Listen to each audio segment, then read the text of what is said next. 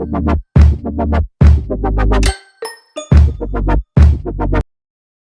Royals and welcome back to Happy Blonde. I am starting off the video on my phone because it will probably stay on my phone. Today is a very exciting day. I am all Mickey'd up. Unfortunately, I am not going to the airport. I honestly wish I was. But we are going to Disney on Ice! I've been looking forward to this day for literally about 6 months. I bought my tickets in December. Today, I am not strutting a Rapunzel outfit because this is the Frozen and Encanto Disney on Ice show. I was debating on doing an Elsa or Isabella look, but I don't think I've ever done a full Mickey and Friends look, so today was the day. Hold up, I get cold everywhere, so this is the jacket that I'm gonna be popping on. It is a Walt Disney World sweater. This is the Make-A-Wish sweater that I got a couple years ago, but underneath I do have this Mickey Mouse Club classic original shirt. I did pop in my Pluto Mix-It because look at the backpack, you guys. Like, it has all of Mickey's friends, and I wanted to do again a Daisy look, but I did not have like a Daisy jacket. I really want to get myself a Daisy jacket. I have these Mickey earrings. I'm pretty sure those were my mom's and I just stole them when I was little. And I am going to add these classic mini ears. I absolutely love these because it has the flower up top. I remember that when I was little, me and my mom used to look at a variation of these and we never really got them for me. So when these started hitting the parks again, I knew that I honestly had to. So today we are going with my parents and my boyfriend. He has never seen Disney on Ice before, so that's going to be really, really exciting as well. Oh, I also added this hidden Mickey ring that I got from my last Disneyland trip, and then my classic rings. This one is the Pandora Rapunzel inspired ring that I always wear. So yes, I have the tickets in here. I have everything. I am set and ready. Let's go! Pausing the video. If you don't know who I am, hi, my name is Shirley, better known as Happy Blonde on social media, and I am your guide to the princess lifestyle, performance, and fashion. Let's go.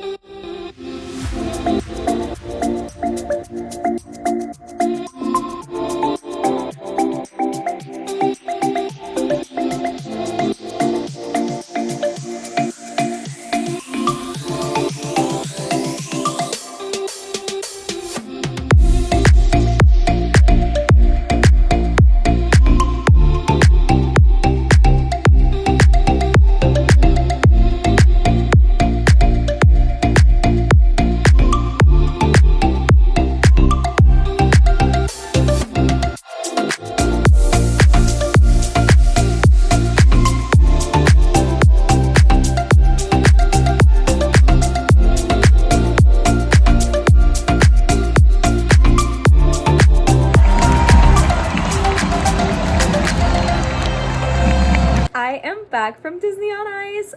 Oh my goodness. After Disney on Ice, my parents and my boyfriend, we just went to have lunch together. Didn't honestly vlog that because I wanted to really be in the moment. I absolutely love those special moments that we get to share. I didn't vlog any of that. I honestly love to be in the moment sometimes, and those moments I highly appreciate a lot. But let's break down everything. So in terms of the show, it was oh so fun. I very much love seeing Donald on the VIPs. Like, Daisy and Donald are probably my favorite duo. Sadly, Daisy was not part of this show. It's usually for VIPs only. It's Mickey, Minnie, Donald, and Goofy, as you guys saw. And out of those, honestly, Donald was my favorite.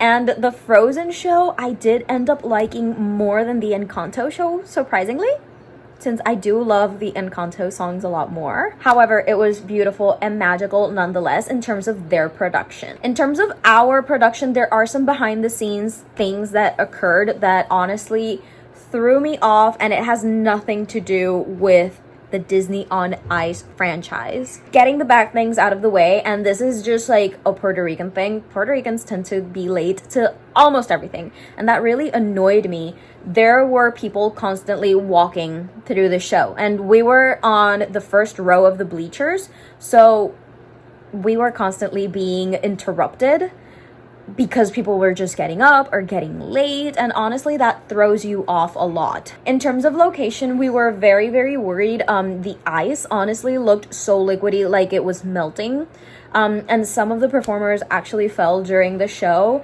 and I thought that the lighting for the Encanto part was off. You guys saw it probably in the videos, it looks a little bit wonky, and I would have invested maybe in a different sound system. I would have just cranked up the volume a little bit more. I thought the volume was a little bit low in terms of like how it felt at the Coliseum. Again, nothing that has to do with the Disney franchise. In terms of the Disney franchise, the Frozen part, again, honestly, my favorite skaters out of the entire show are definitely Elsa. Her mannerisms were so on point. This woman had me strongly believing that she was Elsa. Her mannerisms were so beautiful. The grace that she carried herself with was incredible. Kristoff as an ice skater is amazing. I do remember that in the last show that I went, Kristoff was also a really strong skater, so I think that is a requirement for him. He did absolutely wonderful. And the two skaters that opened up the pre-show to entertain everybody while everybody was starting to, you know, find their seat and stuff, amazing. He was from Argentina and the girl was from Mexico, Latinos representing in the house, and that was so beautiful to see. Both incredibly strong skaters. Honestly, Frozen was so beautiful. Everything looked absolutely magical. I thought that the Encanto part was amazing. I just felt that it was a little bit rushed and the lighting was not my favorite, which is probably the reason why I couldn't get into it as much. But Mirabel, very, very, very strong facials. I absolutely loved Mirabel's facials and expressions, and towards the end it was such a beautiful surprise to see that they brought out 4 princesses. My boyfriend was looking at me and he was like, listen, if they bring out Rapunzel, I know you're gonna lose it. Unfortunately, they did not. They brought out Belle, Ariel, Jasmine, Moana, and Mulan, which looked stunning, all of them. I thought that that was such a wonderful addition to the ending part of the show. They have such a strong cast of skaters, which is incredible to see. So I am very happy. I feel giddy as a 2-year-old. I was so excited. I was probably more excited than half of the little girls there. Okay, let's talk about this guy. So it is a couple days later. I decided to add to this Disney on Ice vlog my honest opinion about the new Lilo and Stitch live action film. So let's sit down and talk about it. Like I mentioned, I just got back from watching the new Lilo and Stitch live action. To give you guys a little bit of a background, I usually hate Disney live actions. Honest to God, the only live action that I adore enough to watch over and over is indeed Cinderella from 2015. I absolutely love it, and I feel like the things that were changed in that film comparing to the 1950 original are very minimal, and they add to the story. They don't just take away. Honestly, that is a very similar case to this furry little guy. I went in to watch Lilo and Stitch. To be honest, I am not a huge Lilo and Stitch fan. Obviously, I love Stitch. He is adorable. But I feel like there wasn't a strong enough connection for me with the character.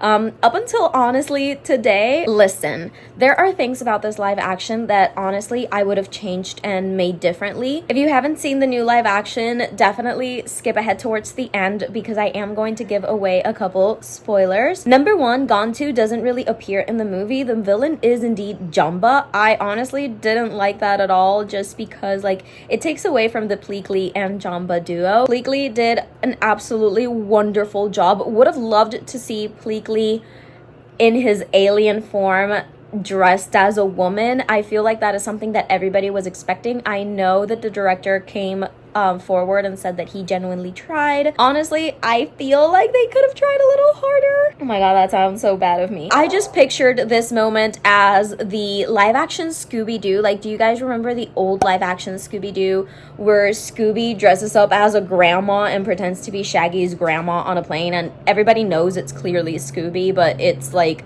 early 2000s like comedic humor? Honestly, that's what I was expecting. My kid is misbehaving. I have to say, Maya did such a wonderful job interpreting Lilo. I feel like she has such a strong acting career up ahead. She did a wonderful job. She genuinely did make me cry. I love the way they animated Stitch, and I love her relationship with Stitch, and I also love her relationship with Nani. However, the ending is very, very different to what everybody wanted. However, I was very disappointed when at the end Lilo doesn't really live at home with Nani. Nani goes off to college and she is being taken care of by her neighbor, which is David's family. Honestly, like, that kind of defeats the purpose of Ohana. I understand why they pulled those moves forward. They wanted Nani to have a future and to go off to college. I just feel like you can't really base a movie saying Ohana means family and family never gets left behind or forgotten, and then Lilo gets left behind because Nani goes off to college, even though Lilo wants her to go. It's a little bit confusing. Nonetheless, the movie is very parallel and similar to the original animated feature, and that is honestly what we wanted. And after the movie, me and my boyfriend, we just wanted to walk around. I told him I wanted to go to Miniso, and we saw this really cute Stitch, and he was like, you know what, you have to get it. So we did a couple pictures, and it was so fun walking around the mall like with Stitch right in between us. Like, we kept calling him our child. He's adorable. I have way too many stuffies. I don't know where I'm gonna put him though, but you know, that is a problem for future me. There is little dough beans. Anywho's, I truly hope that you guys enjoyed this vlog. It's something very different to what you usually see of me as a party princess, but I just wanted you to see a little bit of my life and my Disney loving side as well. If you guys have any questions or video suggestions, definitely leave them in the comment section down below. Happy Blonde signing off, and I'll see you all in the next one. Bye!